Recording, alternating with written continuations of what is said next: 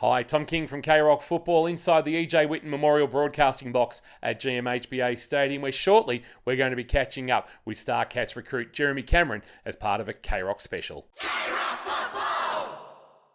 Welcome to a K-Rock special presentation. Lucky enough to be joined by the boom recruit that joined the Geelong Football Club in the off-season, a 5-year deal, and I tell you what, he's already making good on it. He's only 4 games in, he's kicked 13 goals, and he's won the hearts of Cat fans everywhere across this great country of ours, and he's been good enough to join us in Jeremy Cameron. Jez, welcome firstly to Geelong. Welcome to the K-Rock commentary box here at GMHBA Stadium. It's a different view, isn't it? It is. I haven't been up here before, so it's good to have a look. And as you sort of mentioned, you don't really want to be up here because you're normally suspended or injured. And I did happen to watch a couple of games early from the stands, which was unfortunate, but good to be here. You joined the club October last year, and you come here with November last year actually in the end, and great expectations, and you start the season on the sidelines. The hamstring just let you down again as we got towards the death knock for round one. You've been, touted as a high-price recruit. What's it like being on the sidelines when you can't get the chance to prove yourself to your new teammates and I suppose your new fans as well?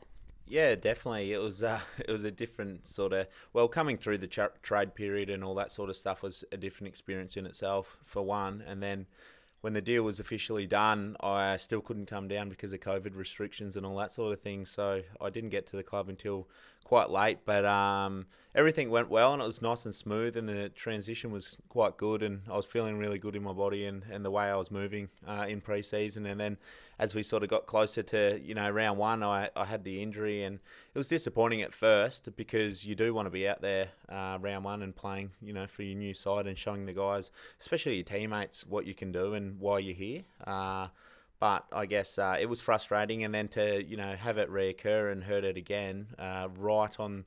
It was the last 3 seconds of the last training before round one, which was really frustrating and frustrated me a lot. But yeah, to work through that was good, and I think I come out the other side of it nice and strong and ready to go.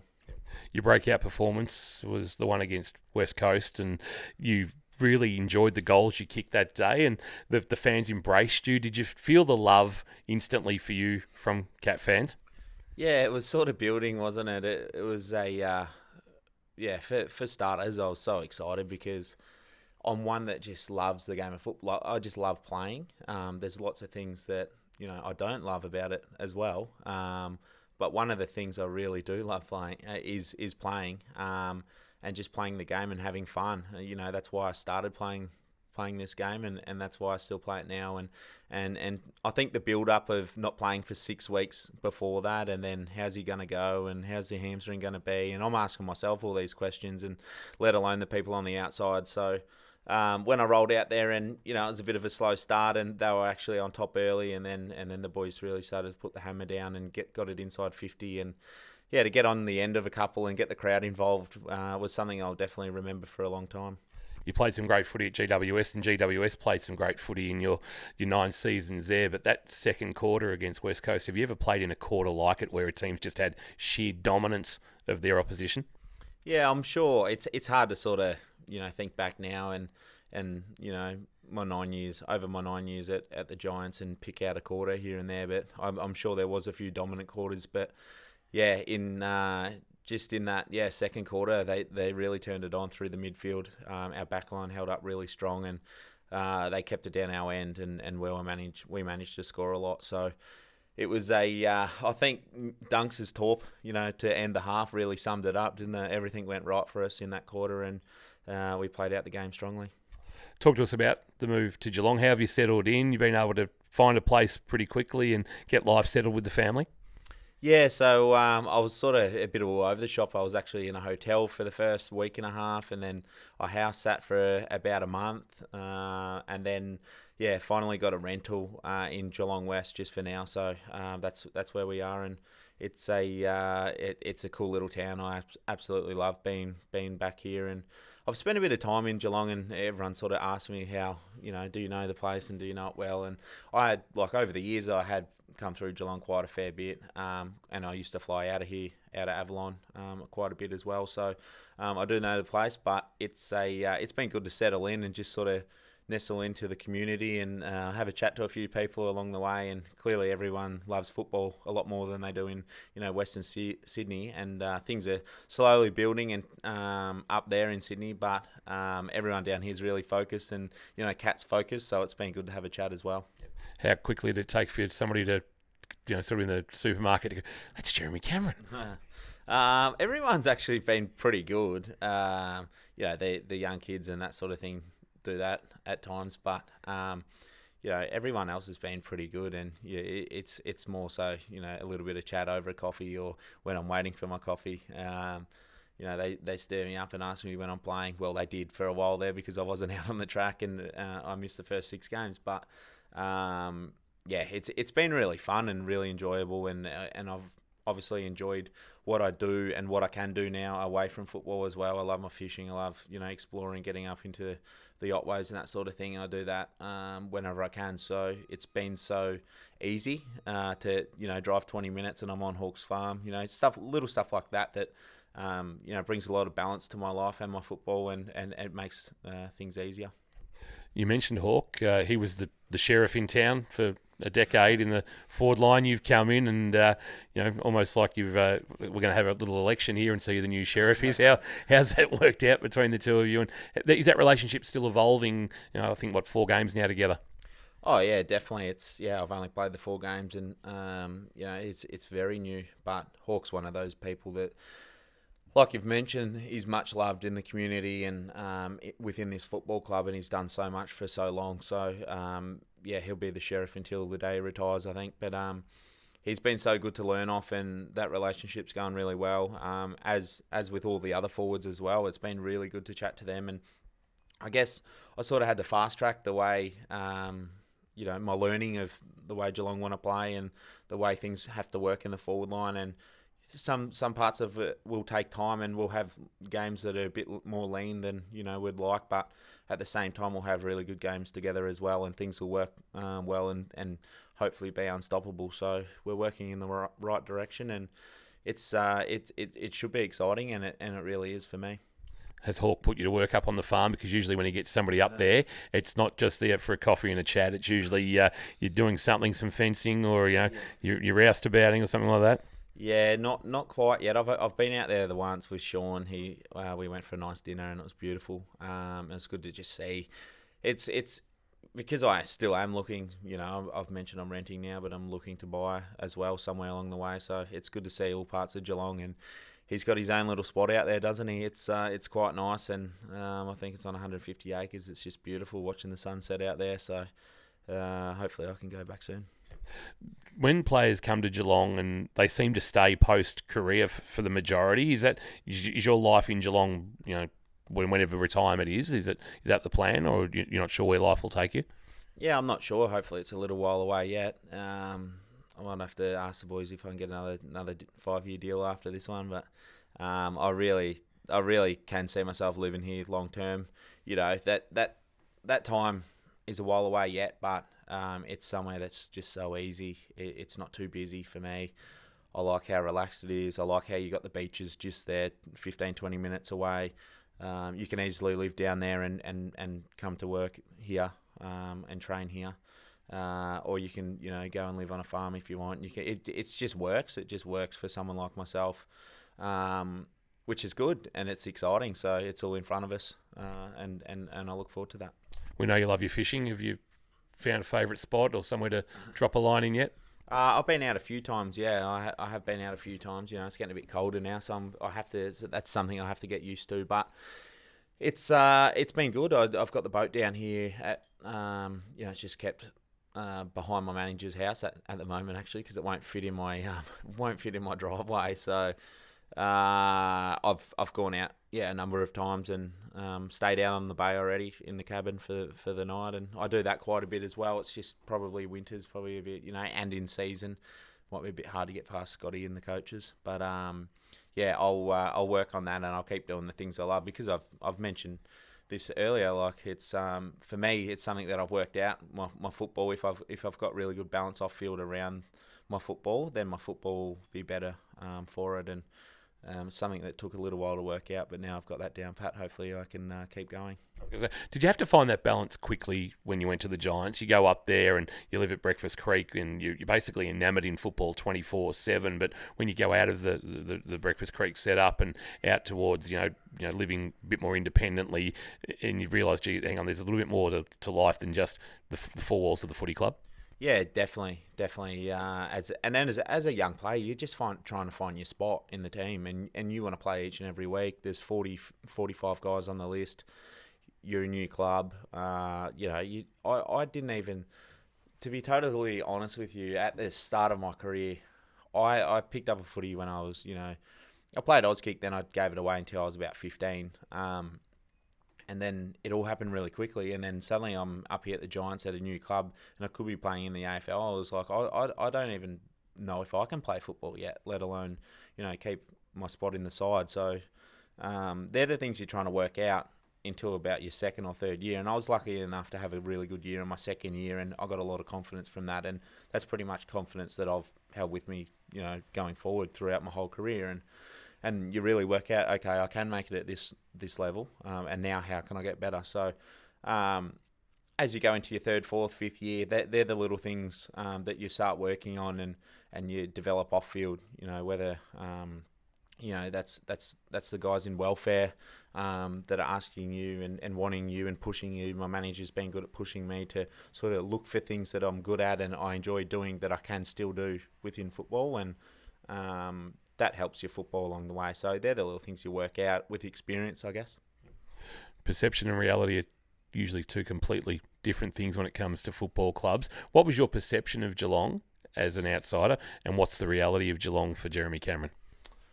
I thought, what did I think? Well, Geelong for me was always, and I'm sure it is the same for a lot of clubs and players, really hard team to play against all the time. They just always been around the mark for a number of years. And you sort of ask yourself questions like, and I was asking myself, why are Geelong players getting better with age? Like, you think for the last 3 years, people on the outside are saying the Cats are too old and going downhill when the years are getting better and better, like it's amazing. So you sort of ask yourself what's going on internally, and I thought it'd be, full on all the time, really structured, guys really ruthless on each other. You got to be here on time, do this, do that. It's actually really, really relaxed, and that surprised me. And yeah, it's actually interesting to look back that everyone's really individually driven. You've been playing against the Cats for 9 years. Yep. There's a player is there ever a player you had a run-in with on the ground and you thought, oh, gee, this is not going to be pretty when I get to the club and might have to go and shake a hand and say, are we all good? It's a good question. I don't think there's really been anyone at, I play on Blitz a lot, or I played on Harry Taylor and Lonigan sort of over the years, and they're guys that are really just, they're solely focused on stopping you, and there's not much chat. So, and all those guys are sort of done now with Harry finishing up last year, So, yeah, I've been pretty lucky in terms of that. I think Isaac's a lot different. He might have had a few words with a few guys over the years. Clearly, Hawthorn and Geelong games are built up, and it's a big occasion in the home and away season for them. But yeah, I've been pretty lucky. Andrew Mackey's still a very key figure around the club, and he was very good on the lip. Did he ever give you anything that stuck with you that you had to go and remind him about when you walked through the doors here at GMHBA Stadium? I can't think of anything off the top of my head. No, I know he's good on the lip though. He still is a little bit, isn't he? He says he's fair share at training. So, it's actually a really good environment, and the coaches, are pretty fresh out of the game, a lot of them, and it's good to hear their stories and bounce, things off them. But yeah, they were all pretty good to me. Corey Enright played 332 games, and a majority of them were across half back. He's your forwards coach. What have you learned off Boris in the 5-6 months you've been here? Yeah, it's an people ask me that, like, well, he was a backman. Why is he your forward coach? But yeah, he's a really knowledgeable guy, and with myself coming to the club, he was so good at just letting me play, basically. And all the coaches have said the same thing, and Scotty in particular, just go out there and you know how to play football. Just go out there and have fun and play footy and learn a few things along the way. And keep my mind pretty free and open, and I feel like that works for me when I think about too much and I get too invested in things, and you're almost playing the game before you get to game day. That really hurts me as a football player, and these guys have been awesome at just letting me go out there and be free and do what you want and do what you feel within the team structure, and it's really worked. The AFL usually have a sense of theatre. Big recruit leaves a club, they usually schedule a game potentially at the home venue of the club that's been left. Yeah. The AFL's taken it easy on you. I think round 21, GWS Giants here. Yeah, it is. I had a look straight away as soon as the fixture sort of come out. So, it is. It still will be a big sort of occasion, a big game, especially for me. But, I played a lot of football there over 9 years, and I got on really well and still get on really well with, all the players up there. So, I'm looking forward to round 21. I must admit, I thought it was going to be a lot earlier, if not around now sometime, but we'll have to wait until round 21. What was on the menu when David Matthews took you out for lunch for one last convincing to stay at the Giants? David Matthews is a good friend of K-Rock football. He's a Geelong boy originally. He's a very hard man to say no to, but I hear the food was pretty good, but it must have been tough to say no to David Matthews. No, mate, I'm moving south. Oh, definitely. It was, a hard decision to, tell anyone up there, to be honest. And it was a pretty rough couple of days. It was something that I had to do. And once I made up my mind, it was, I had to make those phone calls. And speaking to Dave and the guys was obviously very tough. And Leon in particular, because he's done so much for me over my football journey, was tough. But, they were all good about it. And Dave still sends me a text message from time to time. And it's really good to know that, they're sort of, they don't agree with my decision, but they respect it and we all move forward. Was Kevin Sheedy one of your calls, being your first coach?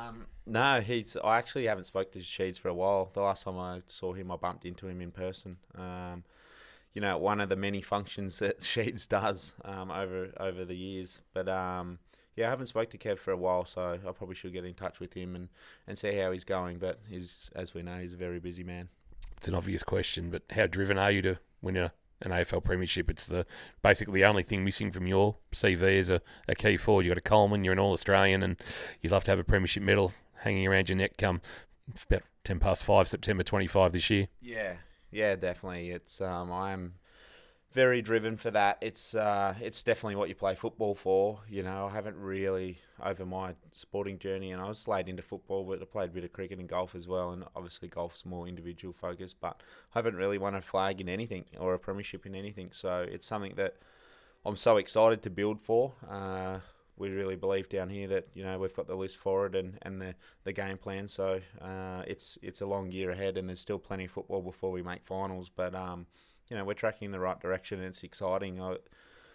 I mentioned everyone's really well driven internally and individually, and as a team, the coaches are there to sort of assist you when you need it, but the guys know what they want, and that's what's most exciting. And it's going to be a good journey this year and for the years to come as well, but solely focused on this year and building over the next few months into finals. Last question. What would Jeremy Cameron be doing if Jeremy Cameron wasn't lining up in the goal square for the Cats? It's a very good question. I have no idea. I remember, when was it? I was playing for the Rebels, and because of the whole Giants sort of thing, when the Giants, the Suns come in first to the competition, then the Giants, and I was still in school and got a phone call saying, you basically are coming up to Sydney. I was the most relieved kid in the world, basically, because I had no idea. I was in year 12. I had no idea what I wanted to do. I didn't even really, think I'd make it in football, to be honest, at that stage. So, lucky football did come along for me. But now, if I had time to think about it, probably something in the outdoor, scene. I love my fishing, as you said. So, something down that track I would love to do post-football. So I'm working on that, and I want to keep, building in that area while I'm still in football, whilst focusing on winning a flag, as we've mentioned. But definitely something outdoors. I couldn't see myself sitting inside for too long. Something sort of Russell Coit-like in a TV show. Well, I did love Russell Coit. I watched a lot of Russell Coit over the years, so Nah, just I enjoy having fun and making people laugh and that sort of thing, and that's what I do. I've sort of recently started a YouTube channel where, it's what I do away from footy when my boots are off. So I'm working on that, but it's hard to, find time when you are building, and I've had my injuries, so I'm a little bit like, should I be out here sleeping the night and filming on the boat when I should be, looking after my hamstring? These are the ongoing questions I ask myself all the time. And over the last couple of months, I decided to put that away just for a while to get myself out there, because I thought, I've been traded down here, and we've had to give up a bit for me. I probably should try and get out there and play a game. So that's what I did over the last couple of months, and I think the off-season stuff might get going again soon.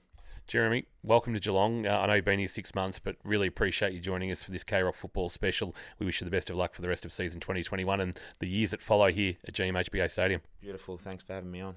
Appreciate it. K-Rock football!